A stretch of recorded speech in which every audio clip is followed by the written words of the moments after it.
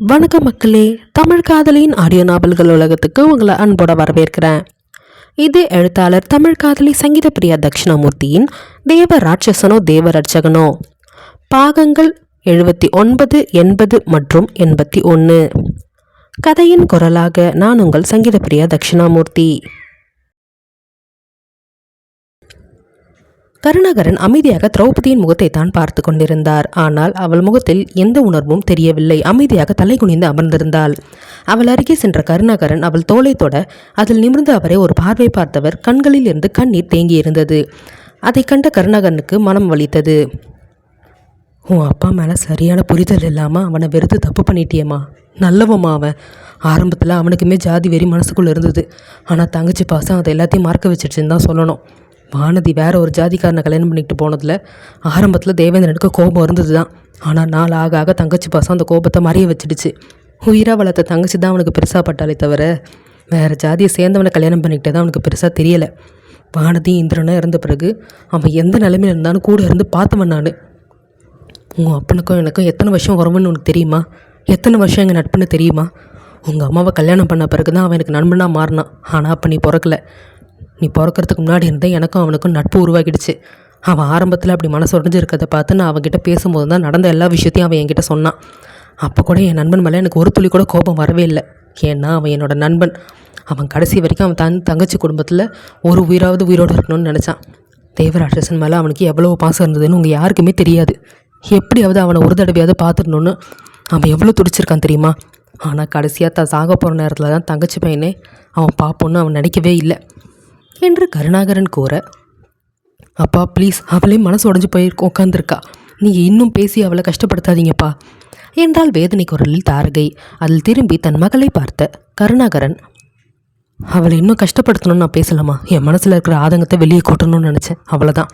வேறு யார் மேலேயும் அதில் தப்பு சொல்ல முடியாது. செத்து போனானே அவன் தான் பைத்தியக்காரன். தான் நல்லது பண்ணுறோன்னு கூட வெளியே சொல்லாமல் மறைச்சி வச்சு கடைசியில் கெட்டவங்கிற பேர் எடுத்துகிட்டு போய் சேர்ந்துட்டான். அவன் செத்ததுக்கு அப்புறமா அவனை எல்லோரும் தப்பானவனா கெட்டவனாக தான் பார்த்தீங்க. அவன் ஆத்மா கூட அதை பார்த்து துடிச்சிருக்குமா? என் நண்பனுக்காக நான் தானே பேசியாகணும் என்று கூறியவர் சாணக்கியனை திரும்பி பார்த்து, உன்னோட துரோகத்தை அவன் ஒரு துளி அளவு கூட எதிர்பார்த்துருக்க மாட்டான்டா. அநியாயமாக முதுகில் குத்திட்டியடா. நேருக்கு நேராக நின்று அவனை நெஞ்சில் நீ கத்தியால் குத்திருந்தா கூட அவன் சந்தோஷமாக எடுத்துக்கிட்டு செத்து போயிருப்பான். ஆனால் கூடவே இருந்து நல்லவ மாதிரி நடிச்சல்ல என்று கருணாகரன் ஆத்திரமாக கேட்க, அதை கேட்டு மனம் ரணமடைந்தது சாணக்கியனுக்கு.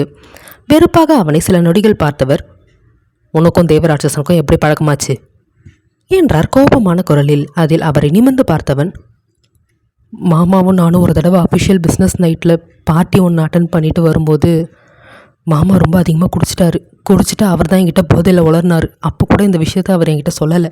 நான் தான் தப்பு பண்ணிட்டேன், என் தங்கச்சி குடும்பத்தை நானே அழிச்சிட்டேன்னு தான் சொன்னார். அப்போ எனக்கு ஒன்றுமே புரியல, எதுக்காக இவர்கிட்ட பேசுகிறாரு அப்படின்னு எனக்கு அப்போ புரியவே இல்லை. என்னை பொறுத்த வரைக்கும் என் அம்மா மட்டும்தான் அவருக்கு ஒரே தங்கச்சின்னு நான் நினச்சேன். ஆனால் வானதி அத்தை அவருக்கு ஒரு தங்கச்சின்னு எனக்கு தெரியாது. அன்றைக்கி நைட்டே தான் தேவராட்சசன் நான் மீட் பண்ணேன். நான் மாமாவை கூட்டிகிட்டு வரும்போது நாங்கள் வர வழியில் தான் அவனோட கார் எங்கள் காரை மறைச்சி நின்றுச்சு. திடீர்னு அவ்வளோ பேர் வந்த உடனே ஒரு நிமிஷம் நானே பயந்துட்டேன். தேவராட்சசன் தனியாக வந்திருந்தா கூட பரவாயில்ல, ஆனால் அவனை சுற்றி அவனோட பாடி கார்ட்ஸ் அவ்வளோ பேர் இருந்தாங்க. முதல்ல அவன் யாருன்னு புரியாமல் இறங்கி அவன்கிட்ட போய் சண்டை போடணுன்னு தான் போனேன். ஆனால் அவன் என்னை ரொம்ப சாதாரணமாக எதிர்கொண்டான். உன் மாமா மேலே நீ வச்சிருக்க பாசத்துக்கு அந்த ஆள் கொஞ்சம் கூட தகுதி இல்லாதவன் அவன் நடந்த விஷயத்தை எல்லாத்தையும் என்கிட்ட சொன்னான். அவ்வளோ நாள் மறைஞ்சிருந்தவன் அன்றைக்கி மட்டும் என் கண் முன்னாடி வந்தான்னு, ஏன் வந்தான்னு எனக்கு தெரியல. அதை பற்றி நான் யோசிக்கவே இல்லை. ஆனால் என் மாமா பண்ணது மிகப்பெரிய தப்புன்னு எனக்கு தோட்டுச்சு. அதனால தான் அவரை அன்றைக்கே வெறுத்தேன். அன்னையிலேருந்து என் வெறுப்பை மனசுக்குள்ளே போட்டு பொதிச்சு வச்சு தேவராட்சசனுக்கும் உதவி பண்ணணும்னு முடிவெடுத்து அவனுக்கு பக்கபலமாக நின்னேன். ஆனால் நாங்கள் எல்லாருமே முட்டாள்தனமான காரியத்தை தான் பண்ணியிருக்கோன்னு எனக்கு எப்போ தான் புரியுது என்று சாணக்கியன் தளர்ந்த குரலில் கூற, அவன் கூறியதை கேட்டு மேலும் வெறுப்பாக அவனை பார்த்தவர், இந்த ஜென்மத்தில் என் கண்ணு முன்னாடி வந்துடாத. என்ன நடந்தது ஏது நடந்ததுன்னு சரியாக ஆராய்ஞ்சு பார்க்காம இஷ்டத்துக்கு முடிவெடுத்து அநியாயமாக உன் மாமனை கொண்டுட்ட. உனக்கெல்லாம் செத்ததுக்கு அப்புறம் கூட நரகத்தில் இடம் கூட கிடையாதுரா என்று ஆக்ரோஷமாக கூறியவர் தன் மகளை திரும்பி பார்த்து, நீ இப்படியே அவ கூட சுற்றிக்கிட்டு இருக்கலான்னு முடிவு பண்ணிட்டியா? ஒழுங்காக சீக்கிரம் வீட்டுக்கு வந்து சேர்ற வழியை பாரு. இனிமே இவன்கிட்ட நீ பழக்கத்தை நான் பார்த்தேன், பெத்த பொண்ணுன்னு கூட பார்க்க மாட்டேன், வெட்டி போட்டுருவேன் என்று ஆக்ரோஷமாக கூறியவர் அங்கிருந்து வெளியேறிவிட்டார், யாரையும் திரும்பி பார்க்காமல். ஆனால் தாரகையோ தன் தந்தை கூறிய வார்த்தைகளில் அதிர்ச்சியில் உறைந்து போனாள். சாணக்கியன் கருணாகரன் கூறியதையெல்லாம் அமைதியாக கேட்டுக்கொண்டிருந்தவன் தாரகையை திரும்பி ஒரு பார்வை பார்த்துவிட்டு திரௌபதியை நெருங்கியவன், இப்போ அவன் தனியாக இருக்கான், நான் அவன் கூட இருக்கணும். உனக்கு துணையாக தாரா இங்கே இருப்பா. உனக்கு ஆறுதல் சொல்கிற நிலைமையில இப்போ நானே இல்லை. தப்பு பண்ணது நீ இல்லை, நானும் அவனும் மட்டும்தான். அதுக்கும் மேலே பெரிய பாவத்தை பண்ணது என்னை பெற்ற அந்த பிதாஸ் தான். என்னை பெற்ற அந்த பேய் வனஜா தான். உனக்கும் இதுக்கும் எந்த சம்மந்தமும் இல்லை. நாங்கள் சொன்னதை நீ உண்மைன்னு நம்பி தான் உங்கள் அப்பாவை வெறுத்த. திரும்ப திரும்ப சொல்கிறேன், இதில் உன்னோட தப்பு எதுவுமே கிடையாது திரௌபதி. ஏதாவது லூஸ்தனமாக முடிவெடுத்து உன்னை நீயே தண்டிச்சுக்கணும்னு நினைக்காத என்றவன் தாரகையை திரும்பி பார்த்துவிட்டு ஏதோ பேச வந்தான். ஆனால் அடுத்த நொடி கருணாகரன் பேசிய வார்த்தைகள் மீண்டும் அவன் காதுக்குள் ரீங்காரமிட, அவளை பார்த்துக்கோ என்று ஒற்றை வரியில் வெறுமையான குரலில் கூறிவிட்டு அவள் முகத்தை கூட நிமிர்ந்து பார்க்காமல் நகர்ந்து விட்டான். ஆனால் மங்கை அவளோ செல்லும் அவனைத்தான் விழிகளை கூட சிமிட்டாமல் பார்த்து கொண்டிருந்தாள். அடுத்த நொடி அவள் விழியின் ஓரம் ஒரு சொட்டு கண்ணீர் கசிந்ததை யாரும் அறியவில்லை. அடுத்த காட்சி. இங்கே தேவராட்சசனின் அரண்மனைக்கு வந்தடைந்த சாணக்கியன் வேகமாய் வீட்டிற்குள் நுழைந்தான். நுழையும் பொழுதே அவன் பெயரை ஏலமிட்டவாறே பதட்டத்துடன் அவன் வீட்டிற்குள் நுழைய அங்கு பொருத்தப்பட்டிருந்த மைக்கின் வழியே தேவராட்சசனின் குரல் ஒலித்தது. நான் மேலே என்னோட ரூமில் இருக்க சாணக்கியா, மேலே வா என்றான் இரும்பு குரலில் தேவராட்சசன். அவன் கூறியதை கேட்டு வேக வேகமாய் படியேற துவங்கினான் சாணக்கியன். மனம் படபடவென்று அடித்து கொண்டது அவனுக்கு. இந்த நொடி தேவராட்சசனின் மனம் என்ன நிலையில் இருக்கிறது என்று அறிய முடியாமல் தவித்து கொண்டிருந்தான் சாணக்கியன். அனைத்திற்கும் மேலாக நடந்த அனைத்து அநீதிகளுக்கும் காரணம் தன் தாய்தான் என்ற எண்ணமே அவனை மனதை ரணமடைய வைத்திருந்தது. வேகமாய் அவனின் அறைக்குள் அவனது அனுமதி கூட கேட்காமல் நுழைந்தவன் பரிதவிப்புடன் தேவராட்சசனின் முன்பு வந்து நின்றான். ஆனால் அவனோ சாய்வு நாற்காலியில் சாய்ந்து அமர்ந்து அதில் ஆடிக்கொண்டே மதுபானத்தை வாயில் சரித்து கொண்டிருந்தான். அதை கண்ட சாணக்கியனுக்கு கோபம் உச்சந்தலைக்கு ஏறியது. இப்போ கூட இந்த கருமத்தை குடிச்சுதான் ஆகணுமா என்று ஆக்ரோஷமாக சாணக்கியன் கேட்க அதில் திரும்பி அவனை ஒரு பார்வை பார்த்த தேவராட்சசன், வந்தவுடனே எதுக்கு கத்துற, அப்படி உட்காரு என்றான் தன் எதிரே இருந்த இருக்கையை கை காட்டி சாதாரணமாக. அவன் கூறியதை கேட்டு ஆச்சரியமாக அவனை பார்த்தான் சாணக்கியன். இவன் இவ்வளவு சாதாரணமாக இருப்பான் என்று அவன் கொஞ்சமும் நினைக்கவில்லை. தப்பு பண்ணிட்டோன்னு ஃபீல் பண்ணுறியா என்று கேட்டவாறே சாணக்கியன் நின்று இருக்க அதில் அவனை நிமிர்ந்து ஒரு பார்வை பார்த்தான் தேவராட்சசன். அந்த பார்வையில் என்ன இருக்கிறது என்பதை உணர முடியாமல் தடுமாறி போனான் சாணக்கியன். உன்கிட்ட தாண்டா கேட்குறேன், வாயை திறந்து பதில் சொல்லு என்று மீண்டும் சாணக்கியன் கத்த, அதை பற்றி எதுவும் பேசாத என்றான் இரும்பு குரலில் மீண்டும் கண்ணாடி சுவற்றின் வழியே இலக்கே இல்லாமல் வெளியேறிய வெறுத்த வண்ணம் தேவராட்சசன். அவன் கூறியதை கேட்டு தலையை பீத்து கொள்ளலாம் என்று தோன்றியது சாணக்கியனுக்கு. எப்படிடா இவ்வளோ நடந்தும் உன்னால் இவ்வளோ சாதாரணமாக இருக்க முடியுது? நீ என்ன மனுஷனா இல்லை ரோபோட்டா? உனக்கு நீ எந்த உணர்வும் இருக்காதா என்று சாணக்கியன் ஆக்ரோஷமாக கத்த, அதை பற்றி பேசாதன்னு சொன்னல என்றான் உருமலாக. அடுத்த நொடி தான் அமர்ந்திருந்த இடத்திலிருந்து வேகமாய் எழுந்த தேவராட்சசன். அவனின் ஆக்ரோஷத்தை கண்டு ஒரு நொடி சாணக்கியன் அதிர்ந்து விட்டான். அடுத்து என்ன நிகழப்போகிறது என்பதை அடுத்த அத்தியாயத்தில் காணலாம். தேவராட்சசனோ தேவரட்சகனோ பாகம் 80. சாணக்கியனுக்கு தன் தாய் வனஜாதான் தன் பெரியம்மா சாவிற்கு காரணம் என்று நினைக்க நினைக்க நெஞ்சமே விழித்து விடுவது போல் ஆகியது. ஒரு பெண் இப்படியும் இருப்பாளா? இவ்வளவு கொடுமைக்காரியாக தன் தாய் இருப்பார் என்று அவன் நினைக்கவே இல்லை. திரௌபதியை அவர் சிறுவயதிலிருந்தே கொடுமைப்படுத்தும் போதெல்லாம் அவளுக்கு அரணாக இருந்திருக்கிறான் சாணக்கியன். அப்பொழுது கூட இவ்வளவு கேடுகெட்ட குணம் கொண்டவராக தன் தாய் இருப்பார் என்று அவன் நினைக்கவில்லை. எப்படியெல்லாம் திட்டம் போட்டு தன் தாத்தாவை தன் பெரியம்மாவிற்கு எதிராக திருப்பிவிட்டு அவரை கொலை செய்யும் அளவிற்கு கொண்டு சென்றிருக்கிறார்.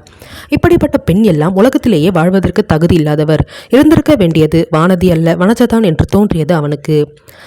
தேவராட்சசனை பார்ப்பதற்கே உடல் கூசியது சாணக்கியனுக்கு. அதே எண்ணத்துடன் மனம் கனத்து வந்தவன் அங்கு தேவராட்சசன் சாதாரணமாக இருப்பதைக் கண்டு அதிர்ந்து போனான். தேவராட்சசன் கோபமாக கத்த அவனின் கர்ஜனையில் சாணக்கியனை பயந்து போய்விட்டான். அதற்கு மேல் தேவராட்சசன் நின்று இருந்த தோற்றம் உள்ளுக்குள் கில்லியை உண்டாக்கியது சாணக்கியனுக்கு. உடல் இறுக்கி கண்கள் சிவக்க பார்ப்பதற்கு ஏதோ ராட்சசன் போல் நின்றிருந்தவன் அருகில் செல்லவே பயமாக இருந்தது சாணக்கியனுக்கு. இப்போ நான் என்ன சொல்லிட்டேன்னு இவ்வளோ கோவப்படுற?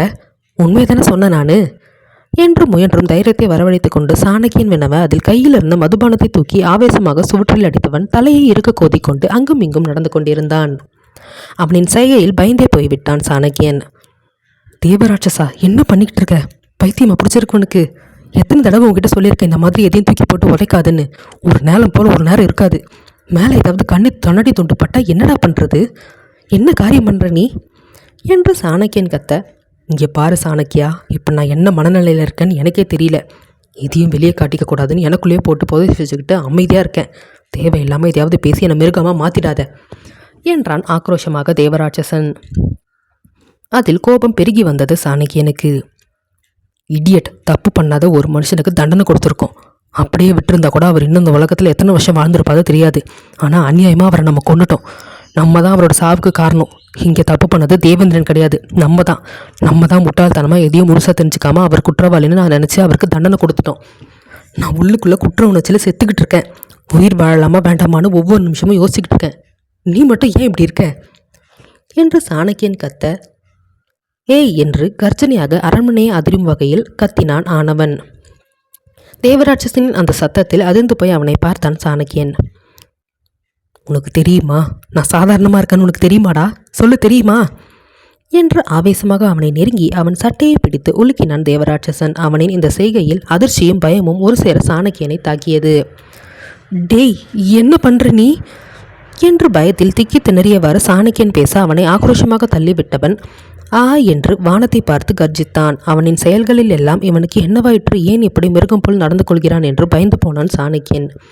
வேகமாக அவனை நெருங்கிய தேவராட்சசன், ஏய் என்னை பாருடா, முதல்ல நீ நார்மல் ஆகு, ஏன் இப்படியெல்லாம் பிஹேவ் பண்ணுற, என்னை பாரு என்று தேவராட்சசனின் கன்னத்தை பிடித்து சாணக்கியன் உலுக்க அவனின் கரத்தை தட்டி விட்டவன், செத்துக்கிட்டு இருக்கேன்டா, உள்ளுக்குள்ளே கொஞ்சம் கொஞ்சமாக செத்துக்கிட்டு இருக்கேன். இதில் யார் மேலே தப்பு என்ன எதுன்னு எனக்கு ஒன்றும் புரியல. ஒரு பக்கம் நான் தப்பு பண்ணேன்னு நினச்சாலும் இன்னொரு பக்கம் சரின்னு தான் அது என் மனசு சொல்லுது. அவர் ஏன்டா தேவையில்லாமல் இவ்வளோ நாள் விட்டுட்டு திடீர்னு எங்கள் அம்மா கிட்டே என் குடும்பத்தில் உள்ளவங்ககிட்ட உரிமை கொண்டாடணும். சரி அதை விடு. அம்மாவை பார்த்த விஷயத்த அந்த ராஜபாண்டிகிட்ட சொல்லியிருந்தா அந்த ஆள் மனசில் என்ன இருக்குன்னு அப்போவே தெரிஞ்சுக்கிட்டு இருந்திருப்பார்ல. அதுக்கப்புறமாவது அந்த ஆளை பற்றி தெரிஞ்சுக்கிட்டா அம்மா கூட பழகணுன்னு தோணியிருக்காதுல்ல. ஏன் அந்த ஆள்கிட்ட சொல்லாமல் விட்டார்? அதை விடு, உங்கள் அம்மா அந்த பொம்பளை இந்த ஆள் கூட பிறந்தவ தானே, கூடவே இருந்து ஒரு நச்சு பாம்பை வச்சிருக்கோன்னு கூட தெரியாமல் அந்த ஆளுக்கு அப்படி என்னடா பிடுங்கிற வேலை? அப்போ தானடா எல்லாத்துக்கும் காரணம். அவன் அந்த ஆள் அவங்க அம்மா கிட்ட பேசினது கேட்டுட்டு போய் அவள் அப்பங்காரக்கிட்ட சொன்னதுனால தானே என் அம்மா என் தங்கச்சி என் அப்பான்னு எல்லாரும் இன்றைக்கி நான் இழந்துட்டு நிற்கிறேன். இப்போ மட்டும் அந்த ராஜபாண்டியன் கண்ணு முன்னாடி இருந்திருந்தான் சாபப்பட கொடுமையான ஒரு தண்டனையாக அவனுக்கு நான் கொடுத்துருப்பேன். வாழ்கிற நாள் முழுக்க அவனுக்கு நரகத்தை காட்டியிருப்பேன். அவன் உயிரோடு இருக்கும்போதே கொஞ்சம் கொஞ்சமாக அவனை துண்டு துண்டாக வெட்டியிருப்பேன் என்று ஆக்ரோஷமாக அவன் கத்த, அதை கேட்டு சாணக்கியனுக்கு பயம்தான் அதிகமாகியது. ஏனெனில் ஆவேசமாகத்தான் அவன் பேசி கொண்டிருந்ததை பார்க்கும் பொழுது இந்த ஆவேசம் நல்லதில்லை என்று தோன்றியது சாணக்கியனுக்கு. தேவராட்சசா, நடந்து முடிஞ்சு போனதை பற்றி இனி பேச வேண்டாம். நீ இவ்வளோ கோவப்பட்டதும் உடம்புக்கு நல்லதில்லை. முதல்ல நீ இந்த கோபத்தை கண்ட்ரோல் பண்ணு, இவ்வளோ கோவப்படாத என்று அவன் பொறுமையாக கூற, என்னால் முடியல. குழந்தைடா என் தங்கச்சி, 3 வயசு குழந்தை. அவன் என்னடா பாவம் பண்ணா? அந்த ஆளுக்கு இறக்கமே இல்லாமல் அந்த குழந்தைய வெட்டி போட சொல்லியிருக்கானே, அவன் எல்லாம் ஒரு மனுஷனா? நெஞ்சில் கத்தியோட வலிக்குதா அண்ணான்னு அவன் அன்றைக்கி சொன்னது இப்போவும் என் காதில் கேட்குது சாணக்கியா என்று தலையை இறுகு பிடித்து கொண்டு பைத்தியக்காரன் போல் அவன் கத்த, அவனை அடக்குவதற்கு வழி தெரியாமல் திணறி போனான் சாணக்கியன். அவன் பேசியதில் மனம் ரணமாகியது அவனுக்கு. ஓரளவிற்கு அவனின் ஆக்ரோஷத்தை கொடுக்க முடியாமல் அவன் கன்னத்தில் ஓங்கி ஒரு அறை விட்டு இருந்தான் சாணக்கியன். அதில் அமைதியானவன் தரையை தன் சிவந்த வெடிகளால் விரித்து கொண்டிருக்க அவனை மீண்டும் நாற்காலியின் முன்பு அதில் அமர வைத்தவன் அவன் முன்பு மண்டியிட்டு அமர்ந்தான். செத்துப்போன அந்த ராஜபாண்டியனை பற்றி இனி பேசி எதுவும் ஆக போகிறதில்ல. தப்பு பண்ணது என்னை பற்றி அந்த பிசாசுக்கு நீ சரியான தண்டனை கொடுத்துட்ட. இதுக்கு மேலே அந்த பழி வாங்குறது, அடிக்கிறது, வெட்டுறது, குத்துறது எல்லாத்தையும் நிறுத்திட்டு ஒரு சாதாரண வாழ்க்கையை வாழ்கிறதுக்கு உண்டான வழியை பாரு. அதுதான் நம்ம இனிமேல் செய்யணும். இந்த வாழ்க்கையே வேண்டாம். நம்மளோட தப்பான புரிதல்னால அநியாயமாக ஒரு உயிர் போயிடுச்சு. அந்த குற்ற உணர்ச்சி சாகிற வரைக்கும் நம்மளை விட்டு போகாது. ஆனால் அதுக்காக அதை பற்றியே நம்ம யோசிச்சுட்டே இருக்க முடியாது. இறந்து போனவருடைய ஆத்மா சாந்தி அடையணும்னா அவரோட பொண்ணு நல்லபடியாக வாழணும். அப்படி அவரோட பொண்ணு நல்லா வாழணும்னா அது உன் கையில் தான் இருக்குது. திரௌபதி இப்போது சட்டப்படி உன்னோட மனைவி. அவளை இனிமேல் சந்தோஷமாக வச்சு வாழ்கிற வழியை பாரு. அவளுக்கும் உன்னை பிடிக்கும். அதை நான் அவள் கண்ணிலே பார்த்துருக்கேன். ஆனால் என்னென்னமோ நடந்து போய் தான் உன்னை காதலிக்கிறதுக்கு இப்போ தகுதி அவளுக்கு இல்லைன்னு அவளே நினச்சிக்கிட்டு இருக்கா. ஆனால் இதை எப்படியே விடக்கூடாது. உனக்கும் அவளை பிடிச்சிருக்கு, அவளுக்கும் உன்னை பிடிச்சிருக்கு. உங்கள் 2 பேரையும் யார் நினச்சாலும் பிரிக்க முடியாது. ஆனால் நீங்கள் 2 பேர் முதல்ல ஒன்று சேரணும். செஞ்ச தப்புக்கு பிராய்ச்சத்தமாக அவர் பொண்ணை வச்சு ஒழுங்காக வாழ்கிற வழியை பாரு. இதை மட்டும்தான் என்னால் இப்போ சொல்ல முடியும் என்று சாணக்கியன் கூற, பைத்தியமா நீ? அவள் அப்பா பொண்ணுவன் நான். அதுவும் அந்த ஆள் தப்பே பண்ணலன்னு தெரிஞ்சதுக்கப்புறமா அவளால் எப்படி அந்த ஆளை கொன்னா என் கூட சந்தோஷமாக வாழ முடியும்? செத்தது அவளோட அப்பா. முட்டாள் மாதிரி பேசாத என்றான் கர்ஜனியாக தேவராட்சசன். இடியட், நானே இவ்வளோ யோசிக்கும் போது அவள் யோசிக்க மாட்டாளா? நீ அந்த ஆளை பற்றி சொல்லும் போதே இப்படிப்பட்ட ஒருத்தருக்கு பொண்ணாக பிறந்துட்டோமேன்னு தான் உன்னை விட்டு விலகி போகணும்னு நினச்சா. அவள் அப்படி இருக்கும்போது இப்போ நீ உண்மை தெரியாமல் தான் இப்படி பண்ணிட்டேன்னு தெரிஞ்சதுக்கப்புறமும் உன்னை விலக்கி வைப்பாளா என்ன என்று சாணக்கியன் கூற, சரியா சொன்ன சாணக்கியன், நீ மட்டும்தான் என்னை ஒழுங்காக புரிஞ்சு வச்சிருக்க என்று திரௌபதியின் குரல் கேட்டது அங்கு. அதில் சாணக்கியன் அதிர்ந்து திரும்பி பார்த்தான். அங்கு ஆனால் தேவராட்சசனோ இன்னும் தரையை வெறித்த வண்ணம் தான் அமர்ந்திருந்தான். அவள் வந்திருக்கிறாள் என்று தெரிந்துவிட்டது. ஆனால் அவள் முகத்தை பார்க்கத்தான் அவனுக்கு திறனி இல்லை. அங்கு கைகளை மார்புக்கு குறுக்கே கட்டிக்கொண்டு நின்று இருந்தாள் திரௌபதி. அடுத்து என்ன நிகழப்போகிறது என்பதை அடுத்த அத்தியாயத்தில் காணலாம்.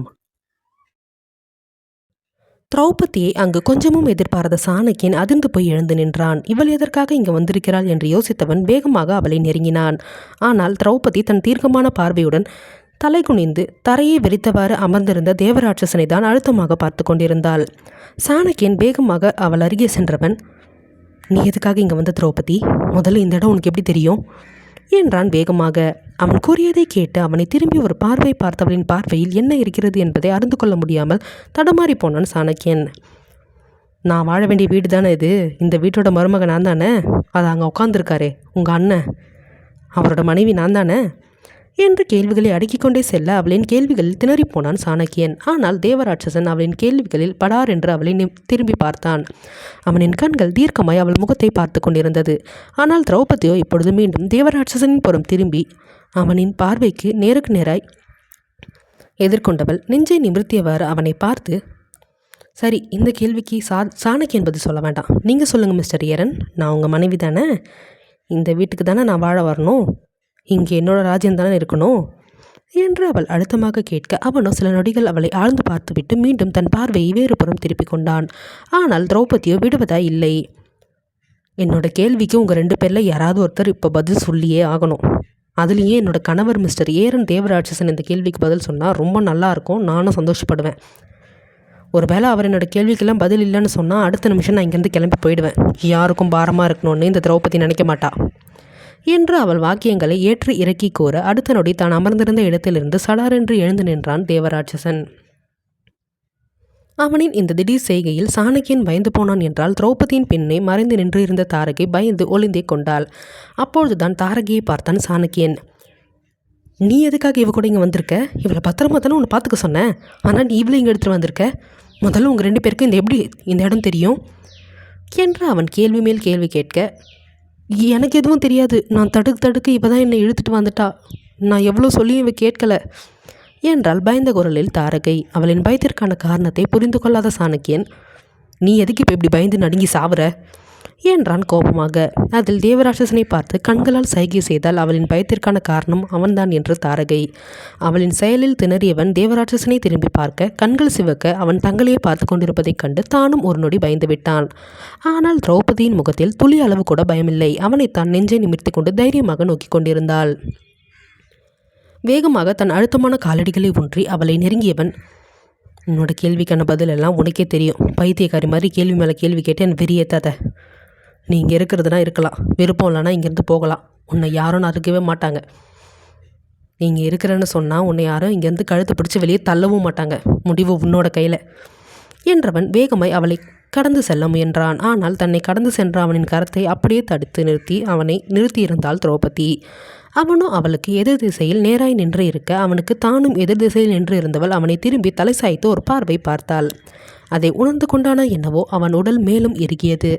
அதில் அவன் கரங்களை இறுக பற்றி அவன் முன்னே வந்து நின்றவள், அப்போ என்னோட அங்கீகாரத்தை நீ எனக்கு கொடுக்க மாட்டேன் அப்படிதானே என்றால் அழுத்தமான குரலில். அவனோ அவளின் கேள்வியில் அவள் முகத்தை பார்க்காது வேறுபுறம் முகத்தை திருப்பி நிற்க அடுத்த நொடி அவன் சட்டையை பாய்ந்து பிடித்தவள், சொல்லுடா, நான் உன் பொண்டாட்டிங்கிற அங்கீகாரத்தையும் அதிகாரத்தையும் எனக்கு நீ கொடுக்க மாட்டேன் அப்படிதானே, சொல்லு என்றாள் ஆவேசமாக.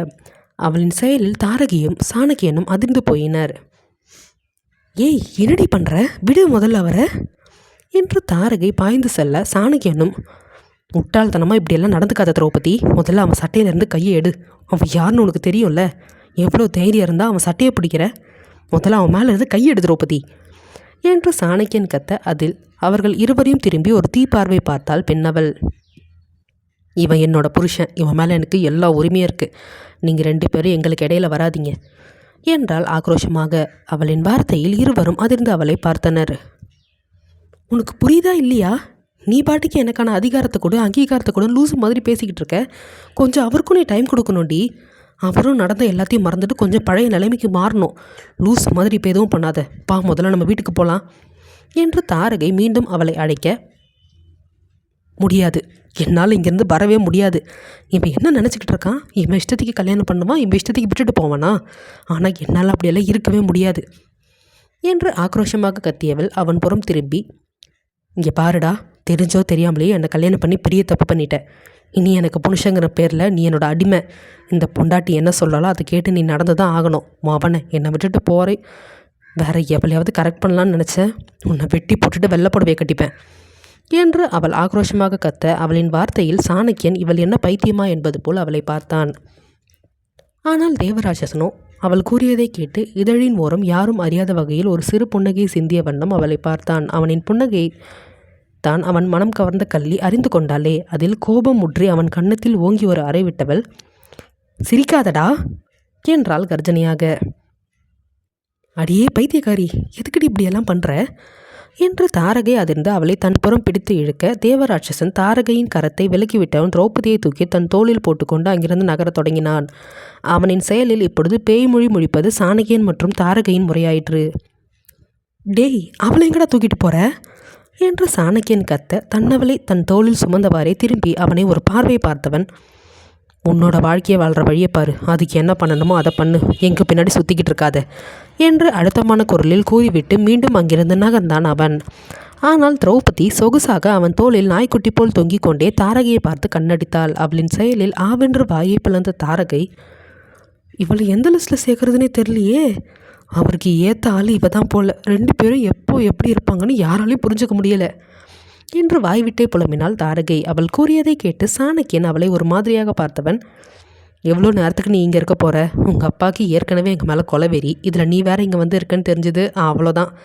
அவர் தான் இனிமேல் என்கிட்ட உன்னை பழகக்கூடாதுன்னு சொல்லிட்டார்ல, அதனால் இனிமேல் என் பின்னாடி வராத, போய் உன் வேலையை பாரு என்றான் முகத்தை கடுகடுவென்று வைத்து கொண்டு சாணக்கியன். அவன் கூறியதை கேட்டு மனதிற்குள் பெரும் அடி வாங்கினாள் தாரகை. ஆனால் அதை வெளிக்காட்டி கொள்ளாமல் முகத்தை சாதாரணமாக வைத்து கொண்டவள் திரும்பி அவனை கோபமாய் ஒரு பார்வை பார்த்துவிட்டு வேகமாய் அங்கிருந்து நகர்ந்தாள். அவளின் செயலில் இப்பொழுது அவன் மனம் அடிபட்டு போனது. நான் உன் கூட தான் இருப்பேன்னு ஒரு வார்த்தை சொல்கிறாளா பாரு, திட்டுனா உடனே கிளம்பி போயிட்டா ராங்கிக்காரி என்று வாய்விட்டே அவளை திட்டியவனுக்கு திடீரென்று மனம் திக்கென்று ஆனது. தன் என்ன போக்கை எண்ணி, நான் என்ன இவ என் கூட இருக்கணும்னு நினைக்கிறேன், இது என்னடா இப்படியெல்லாம் நான் யோசிக்க ஆரம்பிச்சிட்டேன் என்று அதிர்ந்து போனவன் என்ன செய்வது என்று தெரியாமல் குழம்பினான். ஆனால் தாரகையின் விலகலை அவனால் ஏற்றுக்கொள்ள முடியாது என்று புரிய ஆரம்பித்தது சாணக்கியனுக்கு. தேவராட்சசன் இங்கு திரௌபதியை தூக்கி கொண்டு வந்த இடம் அரண்மனையை சுற்றி இருந்த தோட்டம்தான். தோட்டத்திற்கு வந்தவன் அங்கு மாமரத்தில் கட்டப்பட்டிருந்த ஊஞ்சலில் அவளை அமர வைத்து விட்டு அவள் முடியில் தலை சாய்ந்து கொண்டான். அவனின் இந்த செயலை கொஞ்சமும் எதிர்பாராதவள் கண்கள் தெரித்து விழுவது போல் விழிகளை உருட்டி அவனை பார்த்தாள். அதற்கும் மேலாக அரண்மனையை சுற்றி இவ்வளவு அழகான தோட்டம் இருக்கிறது என்பதை பார்க்கும் பொழுதே அவளுக்கு கண்கள் இருட்டி கொண்டு வந்தது. ஏனெனில் அவள் இப்பொழுதுதான் இதை காண்கிறாள். அடுத்து என்ன நிகழப்போகிறது என்பதை அடுத்த அத்தியாயத்தில் காணலாம்.